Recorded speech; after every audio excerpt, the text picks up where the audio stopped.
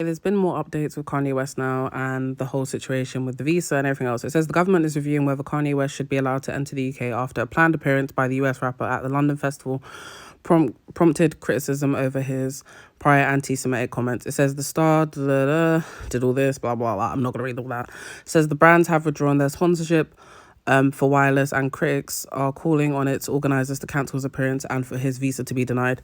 Ministers have the power to ban foreign nationals from the UK and if their presence is not considered conducive to the public good. I think this is what they did to Chris Brown, Tyler the Creator, from my understanding. Then it was lifted at some point as well. But yeah, it says it is understood that ministers are considering West permission to enter the UK. Prime Minister Keir Starmer earlier called the prospect of him headlining the festival deeply concerning. It says here that the rapper was already refused entry to Australia, which cancelled his visa after releasing the Hail Hitler last May. The Conservative Party urged the government to refuse the visa because allowing someone with his track record to headline major public events sends entirely the wrong message.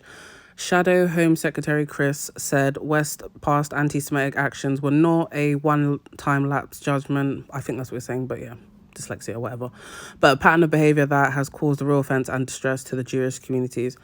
Then the Education Secretary, Bridget, said his past comments were completely unacceptable and absolutely disgusting, and that the rapper should not appear at the festival. There's no place for that kind of hate, bigotry, or anti-Semitic from him or from anyone else, she said, though she declined to comment on whether the government should block his visa. It then goes on to say Michael, Chief Executive of the Board of Deputies of British Jews, said the UK should refuse West's entry.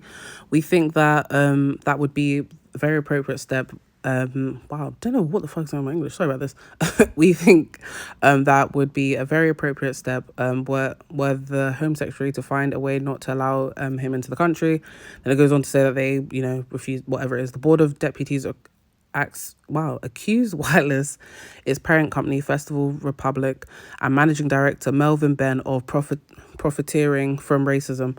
Festival Republic and Ben have not responded to requests for comment. Meanwhile, they've even got a campaign for it. Meanwhile, Stefan Silverman from the Campaign Against Anti-Semitic, CAA, called the booking astonishing. It's great that sponsors are now doing the right thing and withdrawing their support, but how it could have kind of get the words out. I'm not even going to try because I'm tired. Being considered the right thing to do to headline an artist who less than a year ago released a music video of a song called Hail Hitler, told the BBC Radio 5 Live. Then it then goes into detail about his, the sponsors being pulled out. So it says West is due to headline all 3 nights and attract 50,000 people per day in Finsbury Park from the 10th to the 12th of July. A pre-sale is due to begin on Tuesday before tickets go on general sale on Wednesday. However, the event hangs in the balance as several sponsors pulled their support. Rockstar Energy became the latest brand to withdraw their sponsorship of the event on Monday. The energy drink brand is owned by the same parent company as Pepsi, which pulled out on Sunday.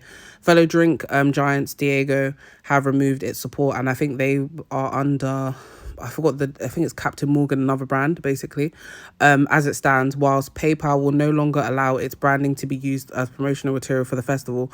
Also on Monday, the leader of Haringey Council, which manages the festival's Finsbury Park venue, said that she was deeply disappointed by the decision to book an artist whose comments are at odds with our values in Haringey, particularly given the concern raised within our large Jewish community. Then it just goes on to say the councillor, Perry, said the council should not dictate who performed, but would work to ensure the public safety and make clear the serious concerns expressed by local residents. The Mayor of London office is understood to have previously refused to let Kanye West perform at the London Stadium, which is owned by Greater London Authority. The request was turned down because of likely community concerns and reputation risk to London. It's understood that The Sun reported that Tottenham Hotspur FC also refused to let him perform at their North London stadium.